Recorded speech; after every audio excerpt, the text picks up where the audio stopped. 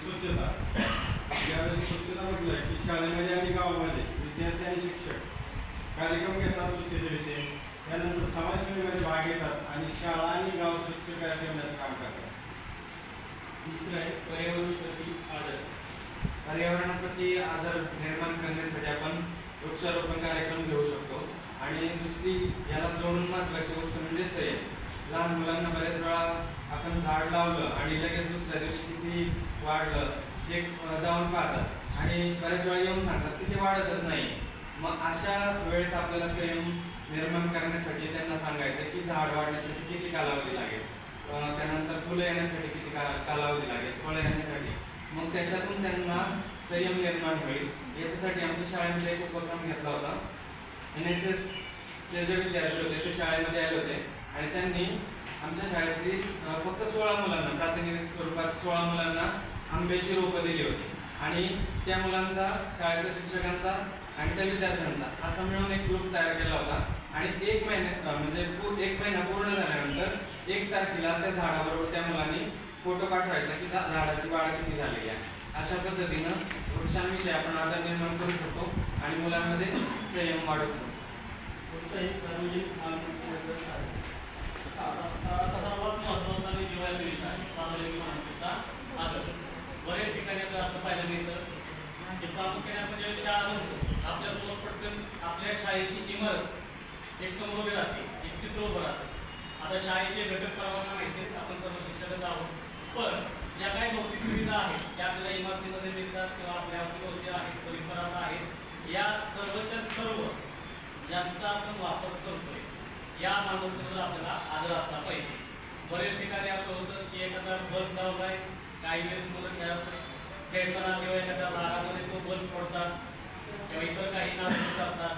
अशा गोष्टी न करता ते आपलंच आहे की जसं आपण घरामध्ये आपली वस्तू असेल, एखादी समजा TV आहे, मोबाईल आहे, ही मुलं ज्या प्रकारे काळजी घेतात की मला ते पाहिजे आणि त्यासाठी ते प्रयत्न करतात, तसं मी या बेंचवर बसतोय आणि त्या बेंचवर मी काही खराब करणार नाही किंवा त्याच्यावरती माझं नाव टाकणार नाही किंवा वेगवेगळं साहित्य आहे त्याच्यावर ते फोडायचं किंवा आपलं नाव टाकायचं, ते बेंच खराब करायची.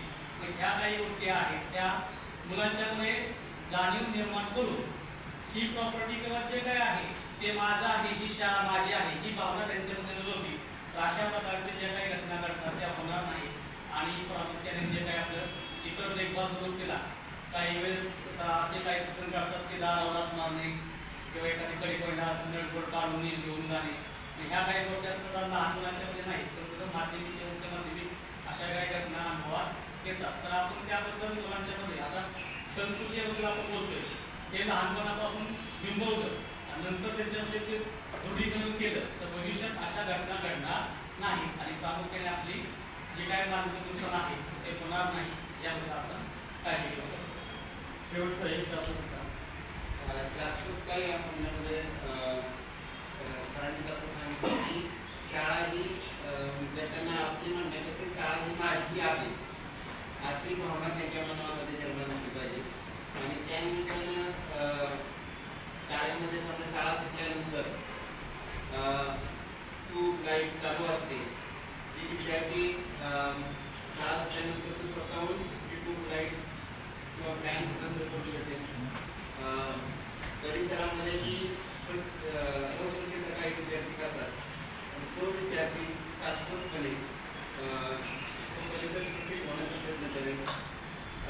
काही वेळेस नळ काही विद्यार्थी असे चालू ठेवतात, पाणी पिण्यासाठी जातात, नळ चालू ठेवतात, तर ते नळसुद्धा ते विद्यार्थी स्वतःहून बंद करतील.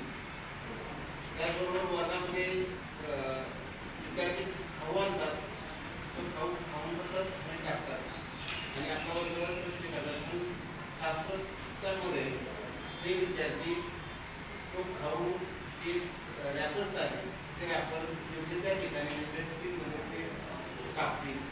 अशा पद्धतीने अशा विद्यार्थी शाश्वत आणि पूर्ण वापर करू शकतात.